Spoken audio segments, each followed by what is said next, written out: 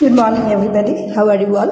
Welcome everybody to my YouTube channel, Nature at the Very Core of Science. আমি চলে এসেছি কালকুটের লেখা কোথায় পাবো তারে বইটি অংশ নিয়ে। আজকের অংশটা পড়বার আগে একটুখানি কথা বলতে চাইছি। আমার সাবস্ক্রাইবারের সংখ্যা খুবই নগণ্য, তেমনই আমার ভিউয়ের সংখ্যা, কিন্তু এরই মধ্যে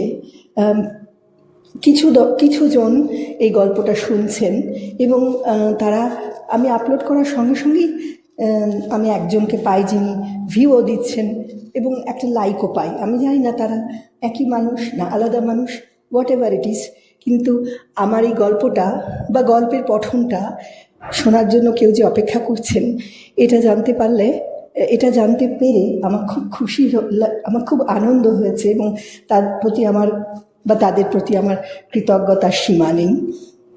এই ইন্টারনেটে যদি কাউকে আমি আমার পঠন দিয়ে পছন্দ করা গল্প দিয়ে কাউকে যদি আকর্ষণ করে থাকতে পারি, সেটা আমার কাছে অনেক বড় পাওয়া।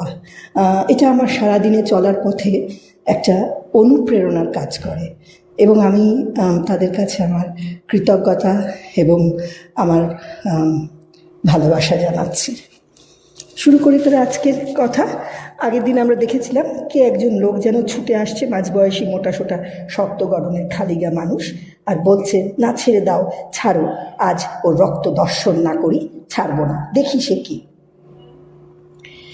কার রক্ত দর্শন করতে চায়? গাজীর দিকে তাকাই, গাজী তাকায় খ্যাপার দিকে। এই অচেনা তল্লাটে গাজী ছাড়া কেউ নেই, কিন্তু আমার দিকে তার খেয়াল নেই। সে আপন মনে বলে, এই দেখো পালমশাই যে ক্ষেপে উঠেছে একেবারে, হলোটা কি? ততক্ষণে পালমশাই আরও এগিয়ে এসেছেন।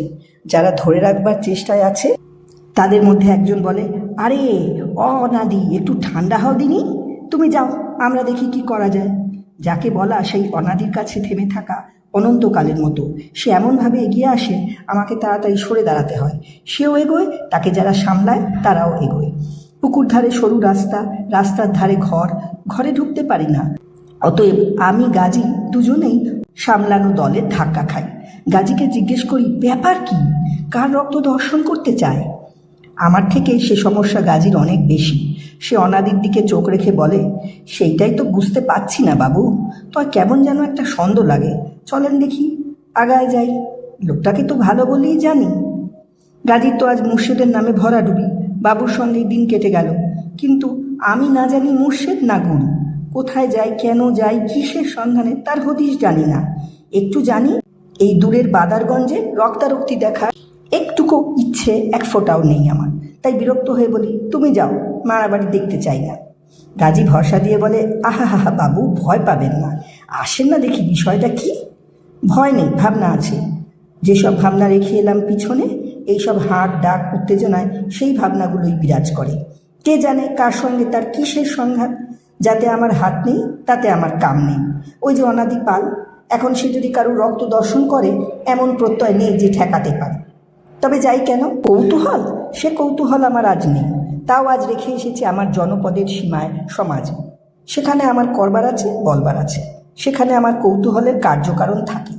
আজ আমার শরিকানা অন্য রূপের সীমায়। এক অনাদি পালের খ্যাপামি আজ আমি দেখব না। দেখবে না? সব কি তোমার মর্জিতে চলে? দেখো, নামের মজুরের কালো ফাটা হাতখানি তখন বাবুর হাত ধরে টেনে নিয়ে চলেছে। তুমি যাকেই ছাড়ো ছাড়ো, তোমাকে কে ছাড়ে? যে তোমারে ছাড়ুক, আমি তোমায় ছাড়বো না। হ্যাঁ, কিন্তু লোকটা এত সাহস পায় কোথায়? আলখাল্লা তো বলবো না, তালিতে তালিতে তালিখাল্লার ধুলা আমার গায়ে লাগিয়ে অবলীলায় হাত ধরে টেনে নিয়ে যায়। কোনো মানামানি নেই নাকি? বাবু কি তার হাতের লোক নাকি যেখানে খুশি টেনে নিয়ে যাবে? বিরক্ত হয়ে হাত ছাড়িয়ে ধমক দিতে যায়। তার আগেই নতুন দৃশ্য চোখে পড়ে যায়। ভুলে যাই হাত ছাড়াবার কথা। ধমক আটকে থাকে গলায়। দেখি এক ঘরের সামনে নিচু দাওয়ায় পা ঝুলিয়ে বসে এক মেয়ে। অনাদিপাল আর তার সামলানো দল সেখানে এসে ঠেক খেয়েছে। কবুল আমার আগেই করা, মেয়েদের বয়স বিচারে যাব না। তবে নজরে বলে এ মেয়ে যুবতী, কিন্তু সরে দাঁড়াও ওভেন দেশি, নজর হুঁশিয়ার। এ তো মেয়ে নয়, যেন নাগিনী ফনা তুলে ঘাড় কাত করে আছে। ছায়াটিও যদি নড়ে জানবে তাহলেই ছোবল। সেই রকমই দেখি যেন। নয়া কাজলের কালি নয়, বাসি কাজলের কালি তার চোখে। তার সঙ্গেই দেখো রাত জাগা ছায়া চোখের কোলে। তাইতে যেন বড় ফাঁদি চোখের চাহনিকে খরতা দিয়েছে। চোখ নয়, শান দেওয়া ছুরি।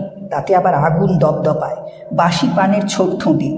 সেও যেন আরেক বাঁকা ছুরি, ঠোঁট টেপা, বুকের আগুন বাঁকানো। এর থেকে নতুন খাওয়া পানের রঙে রাঙানো ঠোঁটের ঝলক আলাদা, তাতে রং থাকে, আগুন থাকে না।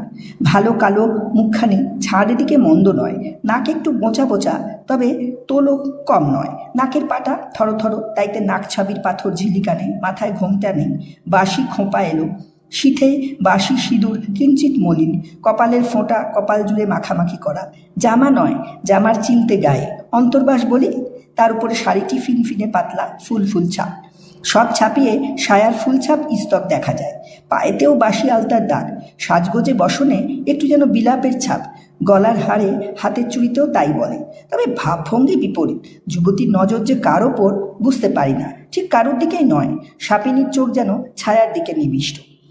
যে দাওয়াতে বসে আছে সে, তার উপরের ঘরের দরজা বন্ধ। অনাদিপালের লক্ষ্য সেদিকে। তিনজনে তাকে আর ধরে রাখতে পারে না।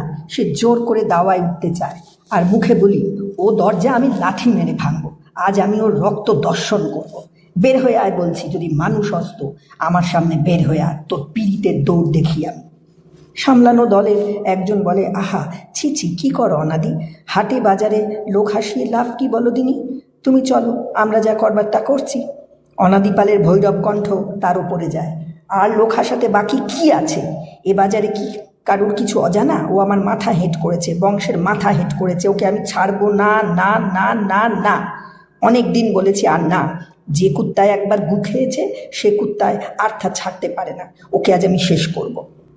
বলেই সে সকলের হাত ছাড়িয়ে ঠেলে দাওয়ায় উঠতে যায়, যদিও পারে না, এবং হাঁক দেয়, বের হয়ে আয় ওরে হারামজাদা, দেখি তোর পীড়িত কুরকুরায় না জ্ঞান কুরকুরায়। ব্যাপার বুঝি না, বন্ধ ঘরে কে, কার উদ্দেশ্যে এমন গুরুতর অভিযোগ যে কুকুরের মতো তার নোংরার নেশা? তবে এই যে মেয়ে পা ঝুলিয়ে বসে আছে, ওদিকে ঘরের দরজা বন্ধ, এদিকে পীড়িতি বিষয়ক ধিক্কার, তাতে যেন কেমন একটা চেনা চেনা গন্ধ লাগে। কিন্তু ঘরেই বা কে, আর মেয়েটিই বা কে? ইতিমধ্যে আরও কয়েকজন সে জুটেছে, জোটবার জন্য আসছে এদিক ওদিক থেকে। কেবল এক ব্যাপারে ধন্দ লাগে, যুবতীর ভাবভঙ্গিটা একটু যেন কেমন। তার খরচোখে আগুন বটে, ফনা তোলা ভাবখানিও ঠিক আছে। ঠোঁটের বাঁকানিতে এমন একটা তুমুল ব্যাপার, যেন ভারী তুচ্ছতায় খান খান। আর নজর যদি ঠিক থেকে থাকে, তবে একটা জিনিস ঠিক দেখেছি, অনাদিপাল যতই ঠেলাঠেলি করুক, দাওয়ায় উঠে দরজা লাথি মারা যেন তার ক্ষমতায় অকূট। কোথায় কিসের বন্ধন করেছে এমনি ধরা যায় না। মনে হয় পা ঝুলিয়ে বসা মেয়ে সেই বন্ধন। অথচ দেখো, এ মেয়ে একবারও চোখ তোলে না অনাদিপালের দিকে। অনাদিপালও তার খ্যাপা ঘোরে যেন বড় সজাগ। মেয়েটির দিকে তার চোখ মোটেই পড়ে না। আমি গাজীর দিকে চাই, গাজী নজর সকলের মুখে মুখে ঘোরে, সে এখন অন্য ঘোরে আছে। সামলানো দলের একজন আবার বলে, শোনো অনাদি, পাগলামি করো না, তুমি যাও, আমরা ওকে বের করে আনছি, তারপর মারো কাট, পরে হবে সব। যাও, তুমি যাও দিনি। অত সহজ নয়, আজ রক্ত সব মাথায়, সেই রক্তে আজ আগুন লেগেছে। ভাবে কথায় বোঝা যায় অনাদির ধৈর্য আজ অধরা। সে চিৎকার করে, না, ওকে না নিয়ে আজ যাব না, আজ ওর একদিন নয় আমার একদিন।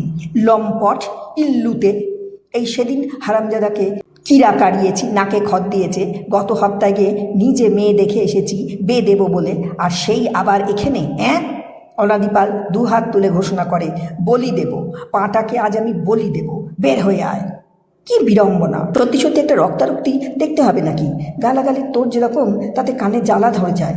যারা এসে জুটেছে তাদের মধ্যে থেকে একজন হঠাৎ বলে, অরে অদুলি, একটা কাণ্ডমাণ্ড হবে, তার চেয়ে বের করে দে না ছোঁড়াকে। যুবতী ঘাড় ফিরিয়ে তাকায় বক্তার দিকে, ছিলায় যেন টান পড়ে, ঠোঁটের ধনুক আরও বেঁকে ওঠে। এইবার শোনো, গলায়ও কেমন ছুরি ঝলকায়। কেন, দুলি কি ঘরে ঢুকে কোলে করে বসে আছে নাকি? তোমরা যেখানে, দুলিও তো সেখানে। তা বটে, কথায় খুঁত পাবে না। জলজান্ত তোমাদের সামনে পা ঝুলিয়ে বসে আছে, তার নাম জানা গেল দুলি। কিন্তু এ মেয়েকে, এ ঘরের সঙ্গে তার সম্পর্ক কি? আর ভিতরের প্রাণীটিই বা কে? এক ব্যাপার বোঝা গিয়েছে, ভিতরের প্রাণীটি একটি ছোঁড়া। সে নাকে খত দিয়ে কিরা কেটেছে, আর এখানে আসবে না। তার বিয়ের জন্যে মেয়ে দেখা হয়েছে, তবু সে এখানে এসেছে। তাতে একটু সন্দেহ লাগে, এ ঘরের অধিষ্ঠাত্রী দুলি নামে এই যুবতী, এবং এই যুবতীর সঙ্গে ঘরে বন্ধ প্রাণীটি কি যেন কি একটা আছে। বোধহয় সেই পীড়িত নাকি, অনাদিপালের ভাষায় যে কুরকুরায়। বক্তা আবার পথ দেখায়, না না, সে কথা হচ্ছে না, ছোড়াকে বের হয়ে আসতে বল, না হলে একটা কি বিপদ আপদ ঘটবে। দুলি শরীরে একটা ঝাঁকুনি দেয়, যেন বিপদ আপদের বোঝা ছেড়ে ফেলা। তেমনি ঠোঁট বাঁকিয়েই বলে, ডেকে তো আনিনি, নিজের মনে এসে ঢুকেছে, ইচ্ছে হলে নিজের মনেই বেরোবে। এই তার বক্তব্য। এ বক্তব্যে কোনো ত্রুটি নেই। তুলি যদি না ডেকে থাকে আর সে যদি নিজের মনে এসে থাকে, তবে তাকে নিজের ইচ্ছেতেই বেরোতে দাও। হ্যাঁ, কথা ত্রুটি নেই বটে, কিন্তু এ যেন তলায় তলায় স্রোত বয়ে যায়। যে ডুব দিতে জানো সে দেখো যাও, তলে তলে একটা যেন লড়াই চলেছে। বক্তার এবার দুষ্ট স্বর, ঘর তো তোর, তুই না বললে বলবে কে? হঠাৎ যেন সাপিনী ঘাড় হেলিয়ে তাকায়, চোখের ছুরিতে খান খান করে কাটে, ঘৃণা যেন উপচে পড়ে, রোষে রোষে ফোঁসে, বলে ঘর আমার হতে পারে? যাত্রাত সকল লোকের। চলে যাবার কথা নিজের মুখে বলি কোন মুখে বলো? গেরস্তের ঘর তো নয়, এখানে সবাই আসে। বলে যেন বিতৃষ্ণায় আর ধিক্কারে ঘাড় ফেরায় সজনে। বাঁশি খোঁপায় ঝাপটা লেগে আর এক প্রান্ত ভাঙে, একটা ঝকঝকের উপর কাঁটা শিথিল হয়ে ঝোলে ঘাড়ের কাছে। পথিক, আপন বুঝে চলো। বাজারের কোন সীমানায় এসে দাঁড়িয়েছি, এবার তার একটা পরিচয় পাওয়া গেল। এও এক বেচাকেনার হাট। মনের কোণে একটু যে এই ধারণার উকিঝুঁকি না ছিল তা বলতে পারি না, একটু ধন্দ ছিল। এই বেচাকেনার ইতিহাস জানা নেই কবে থেকে শুরু, কিন্তু যবে চোখ মেলে তাকিয়েছে এই পৃথিবীর দিকে, তখন থেকে এই হাটের দেখা পেয়েছি সমাজের পাশে, জনপদেরই ধারে। এ সভ্যতার দান কিনা কে জানে, তার হদিশে যাব না। নাগরী, যেখানে যত ঝলক সেখানেই নগর নাগরী, যেখানে যত ঝলক সেখানেই নগর বিলাসিনী বাররামা নায়িকা। দুলির স্পষ্ট কথায় এলাকা আপন চিহ্নে ফুটে ওঠে। এখন যেন খেই ধরিয়ে দেয় সেই সরু তীক্ষ্ণ সুরের হারমোনিয়ামের বেসুরো বাজনা আর কাঁসা বাজানো গলায়, প্রেম করে ভাই সঙ্গে নিলে না, এবার বোঝো সে কোন নিকুঞ্জ থেকে শোনা গিয়েছিল। কিন্তু এমন বেচাকেনার হাটে দেখা যায় এই সুন্দরবনের হাতায় নোনাগাগের কুলে দিগন্তজোড়া মাঠের মাঝে হাটের ধারে পাবো, ভাবতে পারিনি। এই বেচাকেনার হাট যবে প্রথম দেখেছি তখন তার মর্ম বুঝিনি। সংসার কবে কাকে চিরকাল কল্পলোকের আলোয় মিনারে বসিয়ে রেখেছে, আলোতে অন্ধকারে ধুলাতে কুলাতে সে টেনে নিয়ে চলেছে। জীবন ভরে কেবল আমি সু দেখেছি, কু দেখিনি, এমন অঙ্কার নেই। বলার কথা কইতে গেলে তুমি কেবল সুভাষ করেছ, কু কথা বলনি, এমন নিপাট পবিত্র প্রকাশের চোখ বোঝানো ঠেকার নেই। তাই যবে মর্ম বুঝেছি তখন সংসার আমার রক্তে দিয়েছে কাঁটা, ঘৃণা দিয়েছে শিহরণ, ভয় দিয়েছে দূরে পালাবার তারা। তারপরে এই সংসারের পথে আপন জীবনে জীবিকায় চলার চড়াইয়ে উতরাইয়ে নিজের গায়ে পায়ের ধুলায় কান্না হাসিতে চেতন পেয়েছি। এই হাটের প্রমোদকুঞ্জে বিলাপ বাজে অন্ন অন্ন করে। এরা বাতিল ঝলকের তেল আসলে গ্লানি, যে গ্লানি চোখের আলোর নিনেছে কালোয়, সলতের বুনোট নিষ্ঠুর পাকে বোনা, পানের পিকে গলা ক্ষতের রক্ত ঢেকে রাখার মতো হাসিটা মর্মান্তিক করুন। অতএব ওহে মানুষ, নিজের হাতে গড়া বিষপাত্রের গড়নখানি দেখো, আপন চড়াই দেখো, দুরন্ত চড়াই, সেই কলিটি ভাবো। আপনারে চিনলে পরে চেনা যায় পরওয়ার্দি করে। এখানে দাঁড়িয়ে আমার চমক লাগে না, শিরদাঁড়াতে কাঁপন ধরে না, লাজে লাজানো সংকোচে অপমানিত হই না। এইসব সারি সারি ঘরে কাদের বাস এখন আর তা অস্পষ্ট নয়। তবে দুলি নামক যুবতীর কথায় অনাদিপালের অগ্নিতে ঘৃতাহুতি। গলার শির ছেড়ে কি মাথার রগ ফাটে, সে ঝাঁকুনি দেয় প্রচণ্ড, হাঁক দেয় প্রবল, ওরে লোচ্চা শুয়োর, এখনো যদি না আসিস তবে কিন্তু আমি দরজা ভাঙব। এই তোমরা সবাই সাক্ষী। দুলি তৎক্ষণাৎ দুলে ওঠে যেন নাগিনী, আগুনের মতো চোখে রক্তের ছিটা লেগে যায়। অন্যদিকে তাকিয়ে বলে, ঘরের দরজা মাগনা নয়, এই ঘরে যখন বাস করি তখন তালে ভাঙচুর আমাকে আগলাতে হবে, তারও সবাই সাক্ষী। এইবার বুঝি সত্যি সত্যি রক্তারক্তি হয়। এতক্ষণ স্রোত ছিল তলে তলে, এখন ঢেউ জাগে ওপরে, সোজাসুজি ঢেউ তোলে তুলি বিলাসিনী। কেন? ঘর যখন গৃহস্থের নয়, এ মেয়ে বিবাদে কেন যায়? এই যে বাদার হাটে এসে দেখা পেলাম হালের বিশ্বমঙ্গল চিন্তামণির, এই রূপের হাটে অরূপের আলো কোথাও ধিকি ধিকি জ্বলে নাকি? তবে কি এ পীড়িতি সেই পীড়িতি নাকি? ধরায় ফেরে অধরা চিন্তামণি, ফাঁদ পেতেছে বিল্বমঙ্গল। দুলির কথায় ঘুর ঠিকানায় সেই কথাটাই বাজে যেন। আসতে বলিনি, যেতে বলবো না, এতে কি বোঝোয়? ভিতরে যে ভরে আছে সে থাক। এবার গাজীকে না জিজ্ঞেস করে পারি না কে আছে ভেতরে।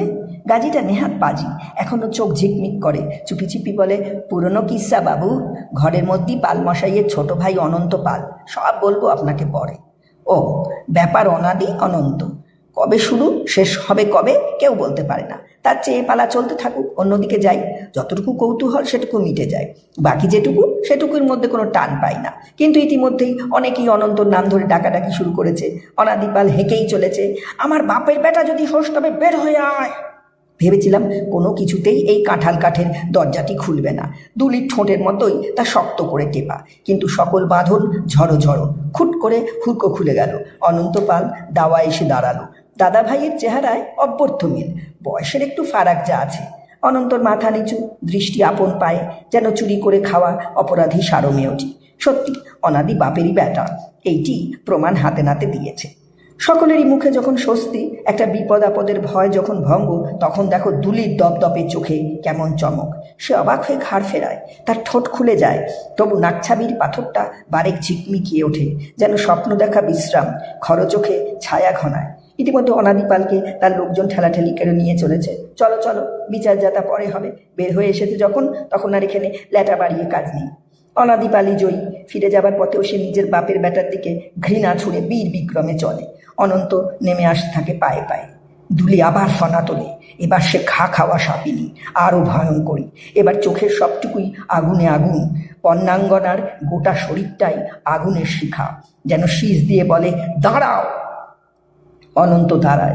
দুলি বিদ্যুতের মতো ঘরে ঢোকে। তার ঘরের ভিতর থেকে এসে দাওয়ায় পড়তে থাকে নতুন একটা ছাপা শাড়ি, মনোহারি জিনিস কিছু, হিমানি পাউডার, আলতা, একটা রুমাল, যেন তাতে কিছু টাকা বাঁধা, এক ঠোঙা খাবার। তারপরে দরজার পাশে একবার তার মুখ ঝলকে ওঠে, গলা শোনা যায়, ওগুলোর নিয়ে যাও। লজ্জা থাকে তো আর এ মুখো হইও না। পরমুহূর্তেই প্রচণ্ড শব্দে দরজাটা বন্ধ হয়ে যায়। কিন্তু আমার যেন মনে হলো দুলির চোখে দুটো চলকানো গাঙের মতো দেখালো।